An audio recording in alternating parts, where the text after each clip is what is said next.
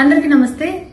So పొద్దున్న నుంచి తిరుపతి ప్రసాదం గురించి నేను మాట్లాడిన వీడియో, నేను మాట్లాడిన మాటలు చాలా మందికి తప్పుగా అనిపిస్తున్నాయి.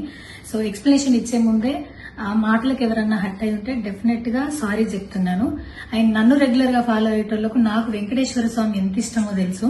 యూట్యూబ్ లో, ఇన్స్టాగ్రామ్ లో 3 నెలలు 4 నెలల సంది శనివారాల వ్రతాల గురించి, వాటి డీటెయిల్స్ గురించి నేను చెప్తూనే ఉన్నా. అవేవి దేని గురించి ఎవరు మాట్లాడుకోలేరు. అన్ఫార్చునేట్లీ దీని గురించి మాట్లాడిండ్రు. ఏదైనా సరే తప్పు జరిగింది నా సైడ్ నుంచి. నా మాటలు తప్పుగా ఉన్నాయి తప్పితే నా ఇంటెన్షన్ అది కాదు.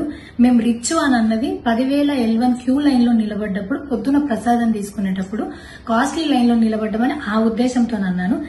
ఏం జరిగినా సరే ఇప్పుడు నేను ఏది ఇచ్చినా మీకు ఎక్స్ప్లెనేషన్ లాగానే అనిపిస్తుంది తప్పితే నేను తప్పు ఒప్పుకున్నట్టు మీకు అనిపించదు. అందుకోసం నేను దాని గురించి ఎక్స్ప్లెనేషన్ కూడా ఇస్తలేను. తప్పైతే నా సైడ్ నుంచి జరిగింది అండ్ నా తమ్ముడు సోను తరపు నుంచి కూడా జరిగింది. తను అవైలబుల్లో లేడు. తన తరపున, నా తరపున అందరికీ సారీ చెప్తున్నా.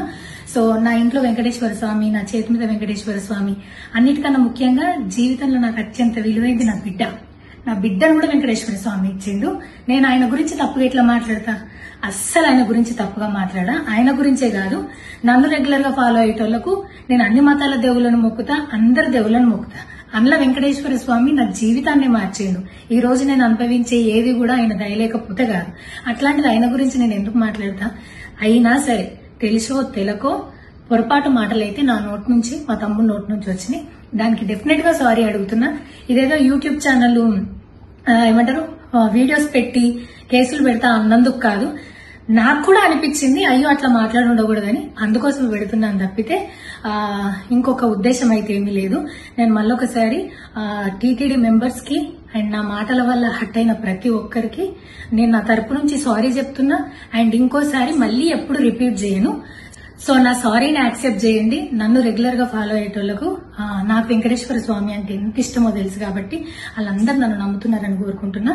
మళ్ళొకసారి ఎక్స్ప్లెనేషన్ కాదు, సారీ చెప్పినంత మాత్రాన తప్పు ఒప్పైపోతుందని కూడా కాదు. బట్ నేను చేయగలిగింది ఇది ఒక్కటే కాబట్టి మళ్ళొకసారి అందరికీ సారీ.